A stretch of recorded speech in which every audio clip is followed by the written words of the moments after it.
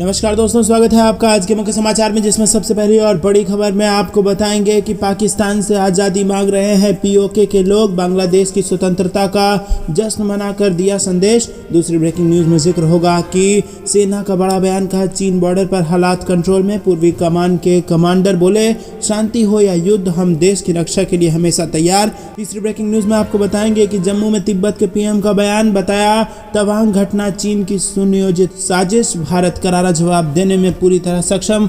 चौथी breaking news में जिक्र होगा कि परमाणु बैलिस्टिक मिसाइल अग्नि 5 की रेंज बढ़ाई गई, अब 7000 किलोमीटर से ज्यादा दूरी तक कर सकता है हमला। और इसी के साथ पांचवी ब्रेकिंग न्यूज में आपको बताएंगे कि उत्तर प्रदेश में बिलावल भुट्टो के खिलाफ जबरदस्त प्रदर्शन, बीजेपी कार्यकर्ताओं की जोरदार नारेबाजी। दोस्तों, हर एक खबर की गहराई में आपको ले जाएंगे, लेकिन उससे पहले अगर आपको देश की सेना और पीएम मोदी पर पूरा भरोसा है तो आप अभी इस वीडियो को लाइक और लाल बटन को दबा के चैनल को सब्सक्राइब करके बेल आइकन जरूर दबाइएगा। रुक करते हैं सबसे पहली और बड़ी खबर की तरफ। पाकिस्तान से आज़ादी मांग रहे पीओके के लोग, बांग्लादेश की स्वतंत्रता का जश्न मनाकर दिया संदेश। जी हां दोस्तों, आपको बता दें कि पाकिस्तान के कब्जे वाले कश्मीर के लोग आज़ादी की मांग कर रहे हैं। पीओके में लंबे समय से आज़ादी को लेकर जगह जगह पर विरोध प्रदर्शन हो रहा है और इस बार उन्होंने बांग्लादेश की स्वतंत्रता का जश्न मनाकर पाकिस्तान को एक बड़ा संदेश दिया है। बांग्लादेश के स्वतंत्रता संग्राम को चिन्हित करने के लिए शुक्रवार को पाकिस्तान के कब्जे वाले कश्मीर के बाग और हजीरा में प्रदर्शन आयोजित किए गए। बता दें कि बांग्लादेश कभी पूर्वी पाकिस्तान हुआ करता था, लेकिन एक लंबे संघर्ष के बाद पूर्वी पाकिस्तान को पाकिस्तान से अलग कर बांग्लादेश राष्ट्र का निर्माण किया गया। भारत ने इसमें बहुत महत्वपूर्ण भूमिका निभाई थी। रुक करते हैं अगली ब्रेकिंग न्यूज की तरफ। सेना का बड़ा बयान, कहा चीन बॉर्डर पर हालात कंट्रोल में, पूर्वी कमान के कमांडर बोले शांति हो या युद्ध हम देश की रक्षा को हमेशा तैयार। जी हाँ दोस्तों, तवांग झड़प मामले में सेना की तरफ से आधिकारिक बयान आया है। पूर्वी सेना के commander lieutenant general RP Kalita ने कहा कि चीन बॉर्डर पर स्थिति नॉर्मल है। बुमला पास पर झड़प को लेकर फ्लैग मीटिंग की गई है और इसमें दोनों देश के कमांडर मौजूद थे। जनरल कालिता ने कहा कि शांति और युद्ध दोनों स्थितियों में हम अपने देश की रक्षा के लिए हमेशा तैयार रहते हैं। तवांग में अब हालात पूरी तरह से हमारे कंट्रोल में है। उन्होंने कहा कि 9 दिसंबर को भारत और चीन के सैनिकों में हाथापाई हुई। इस दौरान हमारी सेना ने मजबूती से चीनी सेना का मुकाबला किया, हालांकि कुछ जवानों को मामूली चोटें भी आई हैं। रुक करते हैं ब्रेकिंग न्यूज़ की तरफ। जम्मू में तिब्बत के पीएम का बयान, तवांग घटना चीन की सुनियोजित साजिश, भारत करारा जवाब देने में पूरी तरह सक्षम। जी दोस्तों, तिब्बत के प्रधानमंत्री पोपा त्सेरिंगला ने कहा कि चीन ने तवांग घटना को सुनियोजित तरीके से अंजाम दिया है। चीन का नेतृत्व और सरकार खुद को वर्तमान में असुरक्षित महसूस कर रही है। वह अपने देश की जनता का ध्यान हटाने के लिए भारत में इस तरह की गतिविधियों को अंजाम देने में लगी हुई है। उन्होंने कहा कि भारत अब 1962 वाला देश नहीं है, भारत अब बदल चुका है और यहाँ पर प्रधानमंत्री मोदी जैसा मजबूत नेतृत्व है और ऐसे में उन्हें लगता है कि भारत चीन को करारा जवाब देने में सक्षम है।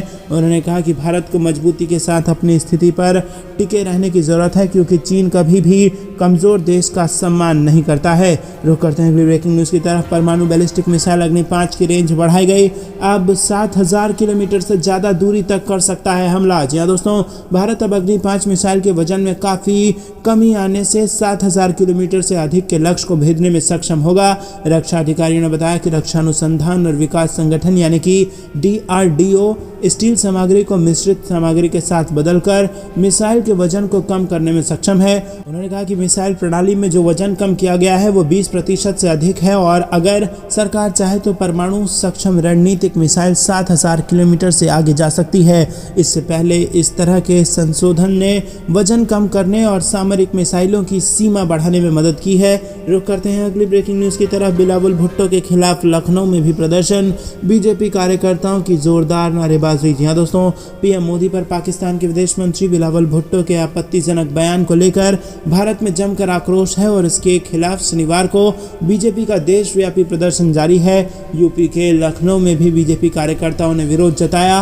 प्रदेश कार्यालय पर बिलावल भुट्टो के खिलाफ जोरदार नारेबाजी की गई। रुक करते हैं अगली ब्रेकिंग न्यूज़ की तरफ। सेना को लेकर राहुल गांधी के बयान पर सीएम योगी का जबरदस्त पलटवार, कहा जवानों से माफी मांगे। जी हाँ दोस्तों, अरुणाचल प्रदेश के तवांग सेक्टर में भारत और चीनी सैनिकों के बीच हुई झड़प पर राजनीतिक बयानबाजी जारी है। राहुल गांधी ने इस मामले में मोदी सरकार पर हमला हमला करते हुए कहा था कि चीन हमारे जवानों को पीट रहा है। और वहीं कांग्रेस सांसद के इस बयान के बाद बीजेपी के नेताओं की ओर से तीखी प्रतिक्रिया आ रही है। बीजेपी ने कांग्रेस नेता पर देश में भ्रम फैलाने और सैनिकों का मनोबल गिराने की कोशिश करने का आरोप लगाया है। अब यूपी के मुख्यमंत्री सीएम योगी आदित्यनाथ ने इसकी निंदा की है।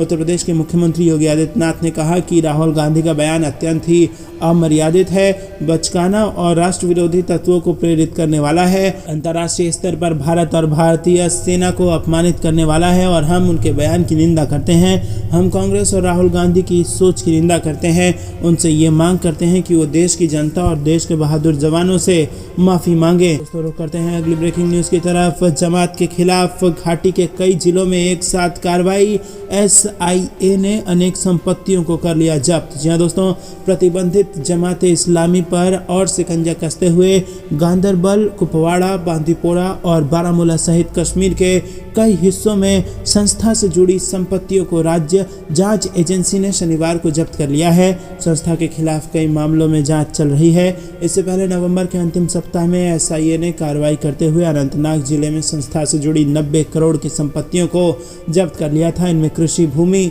बगीचे, शॉपिंग कॉम्प्लेक्स, कार्यालय के साथ आवासीय ढांचे बनाए गए थे। UAPA की धारा 8 के तहत अनंतनाग के DC ने SIA की संस्तुतियों पर इन संपत्तियों को अवैध घोषित कर दिया है। इनमें एक कनाल 4 मरला जमीन में 2 मंजिला इमारत बनी है और इसमें फ्लाई-ए-आर्म ट्रस्ट का कार्यालय था।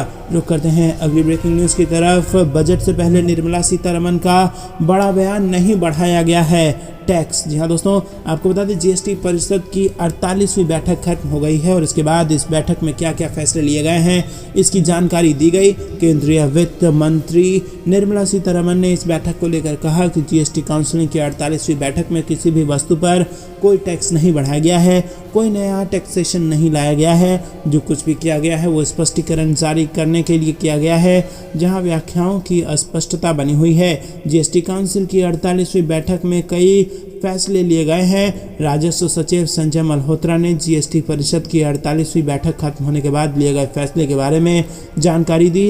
उन्होंने बताया कि इनमें GST परिषद ने अनुपालन में की जा रही कुछ गड़बड़ियों को अपराध की श्रेणी से बाहर रखने पर सहमति जताई है और इसके साथ ही अभियोजन शुरू करने की सीमा को दोगुना कर 2 करोड़ रुपए करने का फैसला किया है। वहीं पान मसाला और गुटखा कारोबार में टैक्स चोरी को रोकने के लिए व्यवस्था बनाने पर भी कोई फैसला नहीं हो पाया। बैठक के बाद संजय मल्होत्रा ने कहा कि इस बैठक में ऑनलाइन गेमिंग और कसिनो पर GST लगाने पर चर्चा नहीं की गई। ऐसा इसलिए हुआ क्योंकि मेघालय के मुख्यमंत्री कोनराड संगमा की अध्यक्षता वाले मंत्रियों के समूह ने इस मुद्दे पर कुछ दिन पहले ही अपनी रिपोर्ट सौंपी थी और कम समय होने के कारण रिपोर्ट GST परिषद के सदस्यों को नहीं दी जा सकी। रुक करते हैं अगली ब्रेकिंग न्यूज की तरफ। केंद्रीय मंत्री नितिन गडकरी का बयान, कहा 2024 तक भारत की सड़कें होंगी अमेरिका जैसी। जी हाँ दोस्तों, भारत में सड़कों की स्थिति को लेकर फिक्की के 95वें वार्षिक सम्मेलन को संबोधित करते हुए केंद्रीय सड़क परिवहन और राजमार्ग मंत्री नितिन गडकरी ने कहा कि साल 24 के अंत तक भारत की सड़कों का बुनियादी ढांचा अमेरिका के बराबर हो जाएगा। इतना ही नहीं, उन्होंने बताया कि हम देश में विश्व स्तरीय सड़क ढांचा बना रहे हैं और आपसे वादा करते हैं कि साल 2024 के खत्म होने से पहले हमारा सड़क ढांचा अमेरिका के बराबर हो जाएगा। केंद्रीय मंत्री नितिन गडकरी ने कहा कि देश में रसद की लागत एक सबसे बड़ी समस्या है। वर्तमान के समय में ये 16% है और लेकिन लोगों से इसको लेकर वादा करते हुए उन्होंने कहा कि इसे घटाकर हम सिंगल डिजिट में 9% तक लेकर आएंगे। रुक करते हैं अगली ब्रेकिंग न्यूज की तरफ। PM मोदी के त्रिपुरा दौरे को लेकर राज्य सरकार अलर्ट, बॉर्डर एरिया में सिक्योरिटी कर दी गई है टाइट। जी हाँ दोस्तों, पूर्वोत्तर राज्य में प्रधानमंत्री नरेंद्र मोदी की 18 दिसंबर की यात्रा के मद्देनजर त्रिपुरा में सुरक्षा कड़ी कर दी गई है। त्रिपुरा में अगले साल की शुरुआत में विधानसभा चुनाव होने वाले हैं। पश्चिम त्रिपुरा के जिलाधिकारी देवप्रिय वर्धन ने बताया कि प्रधानमंत्री महाराजा वीर विक्रम हवाई अड्डे पर रविवार को दोपहर 2:25 पर पहुंचने की संभावना है और वहां से वह अगरतला के विवेकानंद मैदान जाएंगे। यहां उनके कड़ी सुरक्षा व्यवस्था के बीच एक रैली को संबोधित करने का कार्यक्रम है। दोस्तों रुक करते हैं अगले ब्रेकिंग न्यूज की तरफ। चीन से मुकाबले की पूरी तैयारी, अरुणाचल और लद्दाख में धड़ाधड़ सड़कें बना रहा है भारत। जी हाँ दोस्तों, आपको बता दें कि चीन के साथ जारी सीमा विवाद के बीच भारत सीमावर्ती इलाकों में तेजी से सड़कों का निर्माण कर रहा है। सीमा सड़क संगठन ने पिछले 5 वर्षों में अरुणाचल प्रदेश में 3097 किलोमीटर और केंद्र शासित प्रदेश लद्दाख में 3140 किलोमीटर सड़कों का निर्माण किया है।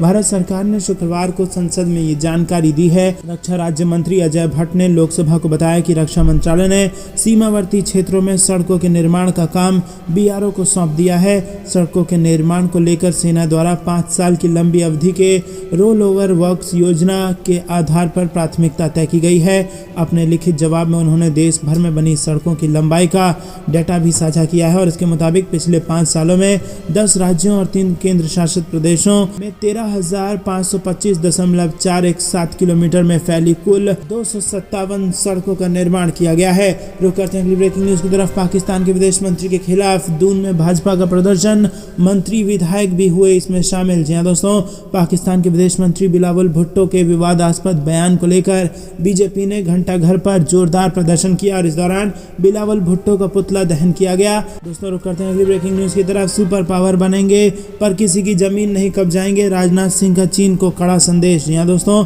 तवांग सेक्टर पर चीनी दुस्साहस को लेकर देश भर में उबाल है। हालांकि सेना चीन की पीएलए सैनिकों को मुंहतोड़ जवाब दे चुकी है। अब रक्षा मंत्री राजनाथ सिंह ने चीन को कड़ा संदेश दिया है। राजनाथ ने कहा है कि हमारा लक्ष्य सुपर पावर बनना है, लेकिन इसकी एवज पर हम किसी दूसरे की जमीन पर कब्जा नहीं करेंगे। राजनाथ ने यह बयान चीन की विस्तारवादी नीति को लेकर दिया है। तवांग सेक्टर पर हालिया हुए संघर्ष को लेकर रक्षा मंत्री राजनाथ सिंह ने चीन को खड़ी खड़ी सुनाई है। फिक्की के एक कार्यक्रम को संबोधित करते हुए राजनाथ ने कहा कि पीएम ने लाल किले से अपने संबोधन के दौरान देश को 5 प्रतिज्ञाओं के बारे में बताया था जो भारत को सुपर पावर बनाने के लिए आवश्यक है, लेकिन इसका मतलब ये नहीं माना जाना चाहिए कि हम किसी देश पर हावी होना चाहते हैं या कोई अन्य देश हमारी 1 इंच जमीन पर भी कब्जा करने का इरादा रख सकता है। ताइवान का मुद्दा हो या अरुणाचल प्रदेश का तवांग सेक्टर हो, चीन की नज़र हमेशा से ही दूसरे की सीमाओं पर रही है।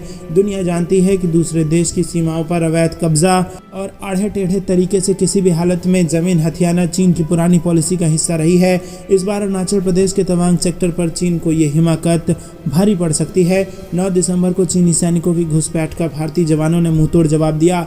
दोस्तों रुक करते हैं अगली ब्रेकिंग न्यूज की तरफ। अंतर्राष्ट्रीय घोटाले का पर्दाफाश करने में सीबीआई और दिल्ली पुलिस ने की अमेरिका एजेंसी एफबीआई की मदद। जी हाँ दोस्तों, दिल्ली पुलिस और केंद्रीय अन्वेषण ब्यूरो यानी कि सीबीआई ने तकनीकी सहयोग मुहैया करने के बहाने करीब 10 साल में हजारों अमेरिकियों, विशेषकर बुजुर्गों को ठगने वाले एक अंतर्राष्ट्रीय गिरोह का भांडाफोड़ करने में अमेरिका के संघीय जांच ब्यूरो की मदद की है। सीबीआई और दिल्ली पुलिस ने इस सप्ताह नई दिल्ली के हर्षद मदान और फरीदाबाद निवासी विकास गुप्ता को गिरफ्तार किया।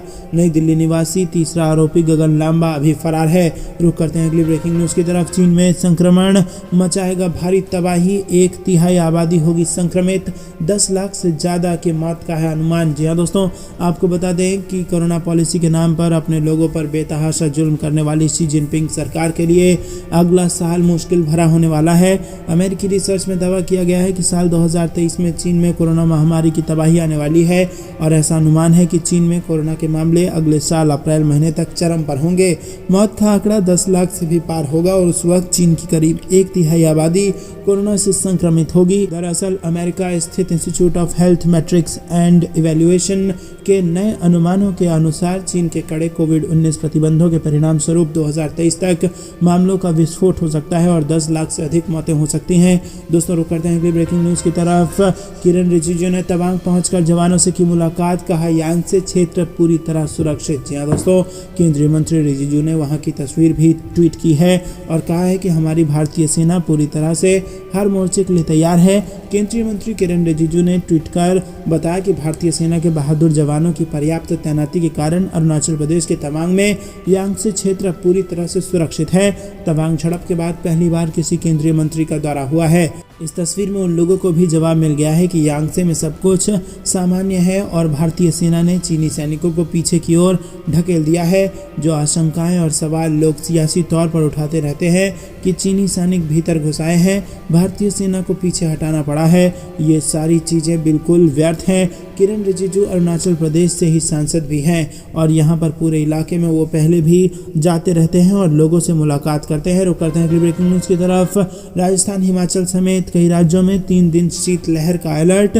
देश भर के मौसम का हाल आपको बता दें दोस्तों कि देश के लगभग ज़्यादातर राज्यों में ठंड बढ़ गई है। मौसम विभाग की माने तो राजस्थान, पंजाब, हिमाचल प्रदेश समेत पूरे उत्तर पश्चिम भारत में 3 दिनों तक शीतलहर का प्रकोप रहेगा और इसके अलावा मध्य और पूर्वी भारत के कई हिस्सों में न्यूनतम तापमान में 2 से 4 डिग्री सेल्सियस की गिरावट आने की संभावना है।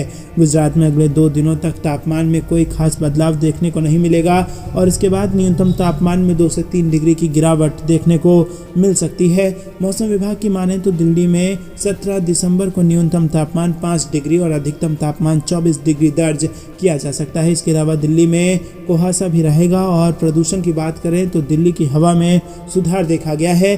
ज़्यादातर इलाकों का AQI मध्यम श्रेणी में बना हुआ है। उत्तर प्रदेश की बात करें तो उत्तर प्रदेश की राजधानी लखनऊ में न्यूनतम तापमान 10 डिग्री और अधिकतम तापमान 25 डिग्री दर्ज किया जा सकता है। इसके अलावा लखनऊ में सुबह के वक्त कोहरा देखने को मिलेगा और दिन में आसमान साफ रहने के आसार हैं। गाजियाबाद में न्यूनतम तापमान 9 डिग्री और अधिकतम तापमान 25 डिग्री दर्ज किया जा सकता है। गाजियाबाद में भी सुबह के वक्त कोहरा रहेगा। रुक करते हैं ब्रेकिंग न्यूज़ की तरफ, जिसमें आपको बता दें कि सेना पर राहुल गांधी के बयान से सियासी बवाल। बीजेपी बोली सेना का मनोबल क्यों तोड़ रहे हैं जयचंद। जी हाँ दोस्तों, आपको बता दें अरुणाचल प्रदेश के तवांग में भारत और चीन की सेना के बीच हुई झड़प को लेकर कांग्रेस नेता राहुल गांधी ने केंद्र सरकार पर हमला बोला। वहीं अब बीजेपी नेताओं ने राहुल गांधी पर पलटवार किया है। बीजेपी नेता गौरव भाटिया ने शनिवार सुबह प्रेस कॉन्फ्रेंस कर राहुल गांधी पर निशाना साधा। गौरव भाटिया ने कहा कि एक भारतीय होने के नाते और बीजेपी को भारत की सेना पर गर्व है। जो जवान सीमा पर चीन की सेना को पीट रहे हैं, उनको अपनी ताकत दिखा रहे हैं, उस समय पर भारत के जयचंद राहुल गांधी हमारे सेना का मनोबल तोड़ने का काम क्यों कर रहे हैं। तो करते हैं अगली ब्रेकिंग न्यूज़ की तरफ। केदारनाथ धाम में -16 डिग्री तापमान में भी निर्माण कार्य में जुटे 400 मजदूर, पहुंचा चिनूक हेलीकॉप्टर। जी हाँ दोस्तों, आपको बता दें मौसम के साथ देने से अब केदारनाथ धाम में चल रहे द्वितीय चरण के पुनर्निर्माण कार्यों में तेजी आ गई है। वायुसेना के 2 चिनूक हेलीकॉप्टर भारी सामान को गौचर हवाई पट्टी से केदारनाथ पहुंचा रहे हैं। अभी तक 350 टन सामग्री को धाम में पहुंचाया गया है और लगभग 300 टन सामग्री पहुंचाई जानी बाकी है। धाम में प्रधानमंत्री नरेंद्र मोदी के ड्रीम प्रोजेक्ट और केदारनाथ मास्टर प्लान के तहत पुनर्निर्माण कार्य चल रहा है। केदारनाथ धाम में भले ही दिसंबर महीने में बर्फबारी ना हो रही हो, लेकिन सुबह और शाम के समय तापमान में भारी गिरावट आ रही है और तापमान -16 डिग्री से नीचे तक जा रहा है। बावजूद इसके भारी ठंड में लगभग 400 मजदूर केदारनाथ में चल रहे पुनर्निर्माण कार्यों में जुटे हुए हैं। मौसम इसी प्रकार साथ देता है तो यहाँ पर दिसंबर के अंत तक कार्य जारी रहेगा। दिसंबर महीने के अंत तक धाम में रेन शेल्टर, दुकानों का निर्माण, यात्रा कंट्रोल सेंटर का निर्माण पूरा करने का लक्ष्य रखा गया है। और आपको बता दें कि धाम में 2 वाटर ATM का निर्माण भी पूरा हो चुका है। धाम में चल रहे पुनर्निर्माण कार्यों को 2023 का यात्रा सीजन शुरू होने से पहले पूरा करने का लक्ष्य रखा गया है। दोस्तों, रुक करते हैं अगली ब्रेकिंग न्यूज़ की तरफ, जिसमें आपको बता दें कि गलवान हो या तवांग, भारत की सेनाओं ने शौर्य और पराक्रम का परिचय दिया है। फिक्की के AGM में बोले रक्षा मंत्री राजनाथ सिंह। जी हाँ दोस्तों, आपको बता दें रक्षा मंत्री राजनाथ सिंह ने एक बार फिर चीनी घुसपैठ को लेकर निशाना साधा और कहा कि गलवान हो या तवांग, भारत की सेनाओं ने शौर्य और पराक्रम का परिचय दिया है। राजधानी दिल्ली में आयोजित federation of Indian chambers of commerce and industry के 95वें वार्षिक सम्मेलन में रक्षा मंत्री राजनाथ सिंह ने कहा कि चाहे गलवान हो या तवांग, भारत सेनाओं ने शौर्य और पराक्रम का परिचय दिया है। तो दोस्तों, क्या आप भी यहाँ पर रक्षा मंत्री के बात का पूरी तरह से समर्थन करते हैं? कमेंट में अपनी राय बताइए। वीडियो लाइक करना मत भूलिएगा। रुक करते हैं अगली ब्रेकिंग न्यूज़ की तरफ। पिंकी निकलेगी हेकड़ी, चीन पर सर्जिकल स्ट्राइक की तैयारी, बजट में होगा इसका ऐलान। जी हाँ दोस्तों, चीन अपनी विस्तारवाद की नीतियों से बाज नहीं आ रहा है। ड्रैगन के लगभग अपने सभी पड़ोसी देशों के साथ सीमा विवाद चल रहे हैं। हाल ही में अरुणाचल प्रदेश के तवांग सेक्टर में चीनी सैनिकों ने भारत के हिस्से में घुसने की कोशिश की, हालांकि भारतीय सैनिकों ने उन्हें खदेड़ दिया। केंद्र सरकार अब ड्रैगन के खिलाफ बड़े आर्थिक फैसले लेने का मन बना चुकी है और इसका असर साल 2023-24 के लिए संसद में पेश किए जाने वाले बजट पर भी देखने को मिल सकता है। इस बजट में चीन से भारत की आयात निर्भरता को कम करने के उपाय की घोषणा की जा सकती है। आत्मनिर्भर भारत के अपने अभियान के आगे बढ़ाते हुए पीएम मोदी सरकार बड़े और कड़े फैसले ले सकती है और इस मामले से अवगत 2 अधिकारियों ने ये जानकारी दी है। जी हाँ दोस्तों, आपको बता दें कि आर्थिक स्तर पर सर्जिकल स्ट्राइक होने वाली है। चीन के ऊपर और अब चीन की हेकड़ी निकलनी तय है और बजट में इसका ऐलान होने वाला है। दोस्तों आपको क्या कुछ लगता है कमेंट में बताइए। वीडियो लाइक करना मत भूलिएगा। रुक करते हैं अगली ब्रेकिंग न्यूज की तरफ। चीन से तनाव के बीच पुतिन ने पीएम मोदी को लगाया फोन, कई मुद्दों पर हुई चर्चा। जी हाँ दोस्तों, चीन के साथ जारी भारत के ताजा तनाव के बीच रूसी राष्ट्रपति व्लादिमीर पुतिन ने शुक्रवार को प्रधानमंत्री नरेंद्र मोदी के साथ टेलीफोन पर बातचीत की। क्रेमलिन ने इसकी जानकारी दी है। वहीं प्रधानमंत्री कार्यालय ने कहा कि पीएम मोदी ने राष्ट्रपति पुतिन को G20 की भारत की मौजूदा अध्यक्षता के बारे में जानकारी दी है। अधिकारियों ने कहा कि यूक्रेन संघर्ष के संदर्भ में प्रधानमंत्री मोदी ने पुतिन के साथ बातचीत के दौरान अपनी इस बात को दोहराया कि वार्ता और कूटनीति ही आगे बढ़ने का एकमात्र रास्ता है। उन्होंने कहा कि प्रधानमंत्री मोदी ने राष्ट्रपति पुतिन को G20 की भारत की मौजूदा अध्यक्षता के बारे में जानकारी दी और इसकी प्रमुख प्राथमिकताओं पर प्रकाश डाला। एक अधिकारी ने कहा कि संघाई सहयोग संगठन यानी कि SCO शिखर समिट से इतर समरकंद में हुई अपनी बैठक के बाद दोनों नेताओं ने इस टेलीफोन वार्ता के दौरान द्विपक्षीय संबंधों के कई पहलुओं की समीक्षा की। इसमें ऊर्जा सहयोग, व्यापार और निवेश, रक्षा और सुरक्षा सहयोग और अन्य प्रमुख क्षेत्र शामिल हैं। रुक करते हैं अगली ब्रेकिंग न्यूज की तरफ। पीएम मोदी पर पाकिस्तानी विदेश मंत्री के बयान से भाजपा में आक्रोश। अनुराग बोले वो 1971 का दर्द महसूस कर रहे हैं। जी हाँ दोस्तों, प्रधानमंत्री मोदी पर पाकिस्तान के विदेश मंत्री बिलावल भुट्टो जरदरी द्वारा दिए गए बयान को लेकर विवाद गहराता जा रहा है। अब दिल्ली में पाकिस्तान उच्चायोग के बाहर इस मामले में भाजपा कार्यकर्ताओं ने विरोध प्रदर्शन शुरू कर दिया है। वहीं केंद्रीय मंत्री अनुराग ठाकुर ने भी बिलावल भुट्टो जरदरी की टिप्पणी पर प्रतिक्रिया दी है। उन्होंने कहा कि पाकिस्तान के विदेश मंत्री का बयान बेहद शर्मनाक था। 1971 में आज ही के दिन भारत ने पाकिस्तान को हराया था, शायद वो अभी भी दर्द में है। केंद्रीय मंत्री अनुराग ठाकुर ने भी बिलावल भुट्टो के बयान की निंदा की है। उन्होंने कहा कि पाकिस्तान के विदेश मंत्री का बयान बेहद शर्मनाक था। पाकिस्तान की हरकतों और मंसूबों को दुनिया देख चुकी है। ये लंबे समय से आतंकियों को पनाह दे रहे हैं। पीएम मोदी ने आतंकवाद के खिलाफ सख्त कार्रवाई की है और अमेरिका ने पाकिस्तान में ओसामा बिन लादेन को मार गिराया है और भारत ने पाकिस्तान पर सर्जिकल स्ट्राइक की है। रुक करते हैं अगली ब्रेकिंग न्यूज की तरफ। नहीं सुधर रहा है पाकिस्तान। पंजाब में फिर ड्रोन से फेंकी हेरोइन। BSF जवानों की फायरिंग के बाद उल्टे पांव वापस भागा। जी हाँ दोस्तों, पाकिस्तानी ड्रोन भारतीय क्षेत्र के गांव दाओ के इलाके में हेरोइन का पैकेट गिराकर लौट गया। सीमा पर गश्त कर रही BSF की टुकड़ी ने फायर कर ड्रोन को मारने का प्रयास किया, लेकिन ड्रोन पाकिस्तान लौटने में सफल रहा। BSF प्रवक्ता के मुताबिक 14 दिसंबर की रात करीब 9:30 बजे भारत पाकिस्तान सीमा पर स्थित गांव दाओ के इलाके में गश्त कर रहे थे और इस दौरान जवानों ने पाकिस्तान की तरफ से आए ड्रोन की आवाज़ सुनी तो लाइट फायर करने के बाद उस पर फायरिंग की। इसके तुरंत बाद BSF के सीनियर अधिकारी मौके पर पहुंचे और लोलक पुलिस व अन्य संबंधित एजेंसियों को इसकी सूचना दी। BSF के जवानों ने पुलिस बल व अन्य एजेंसियों के अधिकारियों के साथ मिलकर दाओ के गांव के पूरे इलाके को घेर लिया और सर्च अभियान शुरू कर दिया।